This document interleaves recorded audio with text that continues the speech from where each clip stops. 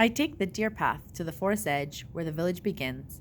The peoples here are afraid of fairies, as they should be. They know that if we are angry, we will make their chickens lay black eggs or their cows give sour milk, and so they leave gifts to make us happy.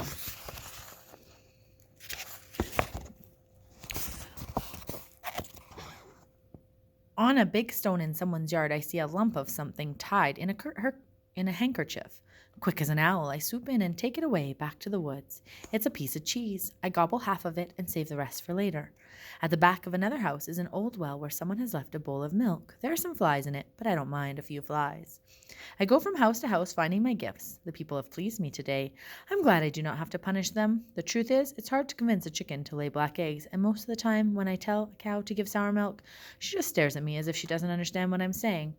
I go to the littlest house with the prettiest garden, where I usually find the best gift of all. Today I find someone about to eat it. Rose the Wise is a little girl people, but not an ordinary little girl people. She has many strange and amazing powers. I spy on her as she sits at a tree stump. I spy on her as she sits at a tree stump table at the end of her garden. Her hair is tied with ribbons into two fuzzy puffs. She is singing a song to herself. On the stump is a white plate with a lovely piece of honeycomb on it. Oh, Nix, can I have some of that honeycomb?" she sings. Yes, you may. Yes, you may. I have noticed that Rose often sings songs or talks to me, even when she doesn't know I'm there. Or perhaps she always knows I'm there. Rose is a mysterious people, so it's hard to say.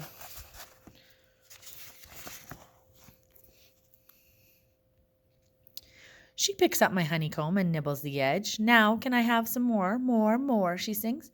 "No, you may not. No, you may not," I sing as I jump out from behind a tree. She laughs and laughs. This is how I know that in spite of being a people, Rose has powerful magic. Anyone else would scream and run away if they saw my face, and their hair would turn white as bone forever, for I am Wicked Nix, the foulest of the fairies.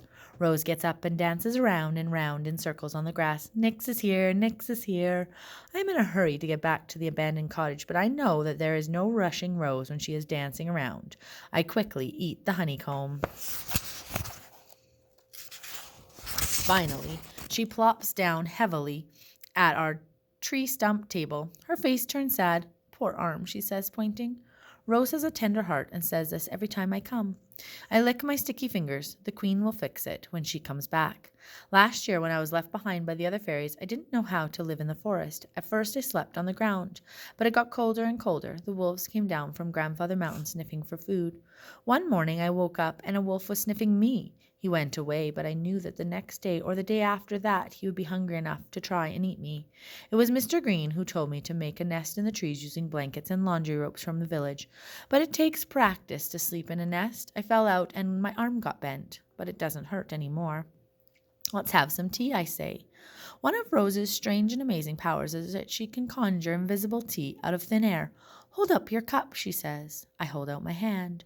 Watching Rose, she doesn't make any magical sign. She doesn't even say any magic words. She just takes a hold of an invisible teapot and pours the invisible tea into the invisible cup that has appeared in my hand. I get shivers up and down my arms, feeling her great power all around me. What kind is it? I whisper. It's berries tea, she said. Here is the sugar. She puts down the invisible teapot and spoons the invisible sugar into my cup. I cannot feel the cup, but I know it's there. Carefully, I blow on the tea. Is it blackberries? Blackberries and red berries and all the berries, she says. I take a sip. Invisible tea is hard to taste. You have to concentrate. Delicious, I say. Rose smiles. She is as beautiful as she is. She is as beautiful as the good queen herself when she smiles, and thinking of the good queen makes me remember why I'm here. Rose, I have a problem. There is a people in the forest. Her eyes widen. She sets down her invisible teacup. Rose knows the rules, and she understands when something is serious. On the road? I shake my head slowly. No, he is not on the road. She puts her hand over her mouth. Oh dear, what will you do? My stomach feels tight all of a sudden. I don't know. I look around the garden. When the flowers are their prettiest, that's when the good queen comes back. And Rose's garden is so very pretty. The twinkly stars are all in bloom with rows of purple puffs behind them. Bees buzz around the butter yellows. It must be very close to Midsummer's Eve, the night when the fairies come to the forest to dance. What if the man people hasn't left by then? Will the queen be angry? Will she let me come home? Can you help me, Rose? I ask. She thinks for a moment. Fairies play tricks, so you must play a trick on that man. A very tricky trick. I wish I could, but he's put a ring of salt around his cottage. If I go near, I will shrivel like a garden slug, down and down until I'm the size of a bug. Oh, Nix, Rose sings at me. She gets up and twirls around. I can't complain. She's been sitting a long time for her. You must sing this magic song, she said. Ha ha, mata, fa la la la.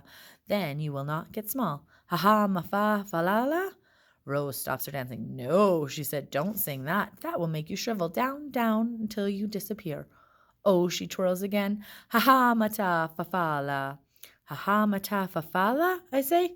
Now dance with me. I get up and dance with Rose around and around, repeating the magic words again and again until I know them by heart.